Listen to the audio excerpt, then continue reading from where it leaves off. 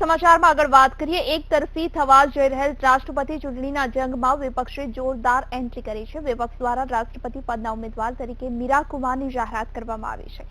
બાબુ જગજીવન રામના દીકરી મીરા કુમાર મોટો દલિત ચહેરો છે, જે એનડીએની ગોઠવાયેલી બાજીને બગાડી શકે છે।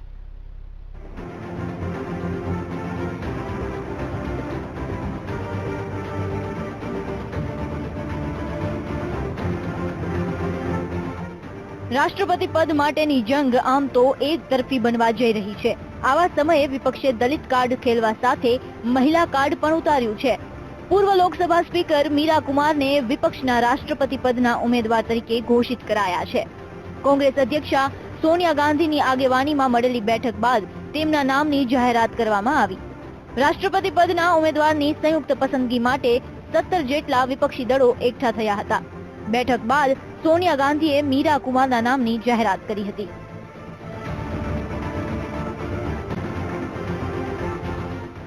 વિપક્ષના ઉમેદવાર તરીકે મીરા કુમારનું નામ પહેલાથી જ ચર્ચાઈ રહ્યું હતું। મીરા કુમાર ઉપરાંત સુશીલ કુમાર શિંદે, गोपाल कृष्ण गांधी और प्रकाश आंबेडकर ना नाम पण चर्चा में हता। राष्ट्रपति चुनाव के लिए प्रत्याशी बनाया है, उनका धन्यवाद देना चाहती हूँ और मुझे अत्यधिक प्रसन्नता है, बहुत ज्यादा खुशी है इस बात की कि विपक्ष एक मत हो गया है उसकी एकता को लेकर के, और यह एकता दर्शाती है कि वो सारी शक्तियाँ जो मूल्यों में, आदर्शों में अटूट विश्वास करती हैं, वो एक हो गई।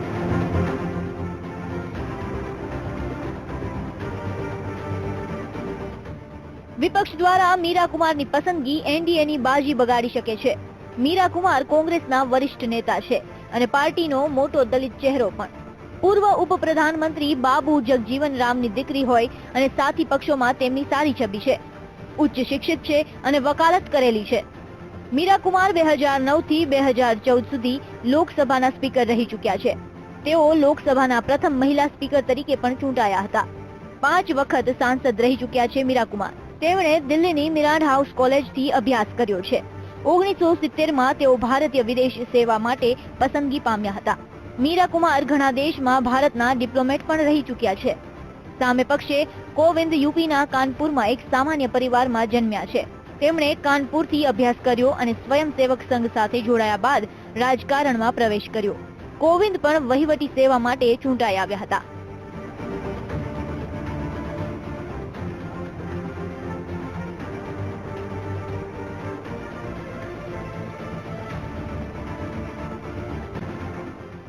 મીરા કુમારની પસંદગીથી યુપીએને ખાસ લાભ થવાનો નથી, કારણ મોટા ભાગના પક્ષો અગાઉ જ કોવિંદ પર પસંદગીની મહોર લગાવી ચૂક્યા છે। જો કે બહુજન સમાજવાદી પાર્ટી મીરા કુમારને સમર્થન આપી શકે છે, કારણ કે માયાવતી એ પહેલા જ કહી ચૂક્યા છે કે જો વિપક્ષ કોવિંદથી મોટો દલિત ચહેરો મેદાનમાં ઉતારે છે તો તેને સમર્થન આપશે। આ પૂર્વે જેડીયુ, ટીઆરએસ, વાયએસઆર કોંગ્રેસ, એઆઈએડીએમકે અને બીજુ જનતા દળ સહિતના પક્ષોએ કોવિંદને સમર્થન જાહેર કરી દીધું છે। ત્યારે જોવાનું એ રહે છે કે રામ વર્સિસ મીરાના આ જંગમાં કોણ જીતે છે।